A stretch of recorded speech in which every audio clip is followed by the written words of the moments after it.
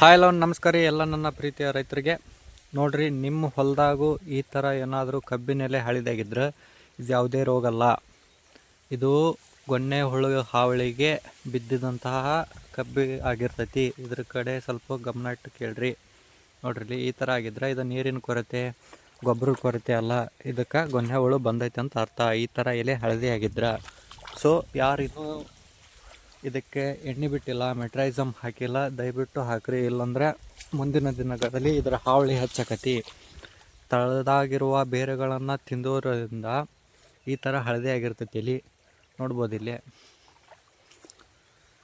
So neglect ಮಾಡೋಕ್ಕೆ ಹೋಗ್ಬೇಡ್ರಿ ಯಾರು ಕಬ್ಬು ಬೆಳೆಗಾರರು. ಈ ಥರ ನಿಮ್ಮ ಹೊಲದಾಗೂ ಆಗಿದ್ದರೂ ಕೂಡ ಇದಕ್ಕೆ ಮೆಟ್ರೈಸಮ್ ಅನ್ಸೋಪಿಲ್ಲ. ಎಕರೆಕ್ಕೆ ಜಾಸ್ತಿ ಆಗಿತ್ತಂದ್ರೆ ಎಕರೆಕ್ಕೆ 2 ರಿಂದ 3 kg ಹಾಕಿ. ಇಲ್ಪ ನಾವು ಕೆಮಿಕಲ್ ಹೋಗ್ತೇವಂದ್ರೆ ಎಕರೆಕ್ಕೆ 1 ರಿಂದ 1.5 ಲೀಟ್ರ್ ಕ್ಲೋರಿಪರಿಪಾಸ್ ನೀರು ಮುಖಾಂತರ ಬಿಡ್ರಿ. ಡ್ರಿಪ್ ಇದ್ರೆ ಡ್ರಿಪ್ ಒಳಗೆ ಬಿಡ್ರಿ. ಇದು ರೋಗಲ್ಲ. ಗೊನ್ನೆ ಹುಳು ಹಾವಳಿ ಮಾಡಿದ್ದಕ್ಕೆ, ಬೇರು ಕಡ್ದಿರೋದಕ್ಕೆ ಈ ಥರ ಹಳದಿ ಆಗಿರ್ತೈತಿ. ಇದು ಅದರ ಗುಣಲಕ್ಷಣ, ಅದರ ಹಾವಳಿಗೆ ಬಿದ್ದೈತಿ ಅಂತ ಅರ್ಥ. ನೋಡಿಲಿ,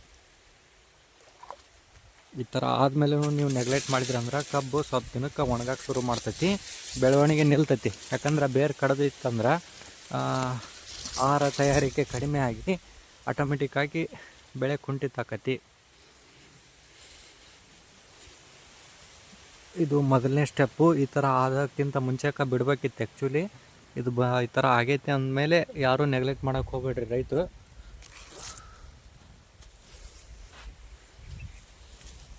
ಈ ಥರ ಆಗಿರ್ತೈತಿ. ಇನ್ನೊಂದು ತೋರಿಸ್ತೇನೆ ನೋಡಿಲಿ. ಒಂಥರ ಡಿಮ್ ಇರ್ತೈತಿ ಆ ಗಿಡ ಎಲೆ ನೋಡಿಲಿ, ಹೌದಾ? ಅಂದ್ರೆ ಬುಡ್ದ ಬೇರು ತಿಂದಿರ್ತೈತಿ, ಅದಕ್ಕೋಸ್ಕರ ಈ ಥರ ಇರ್ತೈತಿ. ಗಡ್ಡಿ ಬುಡಕ್ಕೆ ಎಷ್ಟು ಗೊನ್ನೆ ಹುಳುಗಳು ಅದಾವ ಅನ್ನೋದನ್ನು ಕಮೆಂಟ್ ಮಾಡಿ. ಥ್ಯಾಂಕ್ ಯು ಎಲ್ಲರಿಗೂ.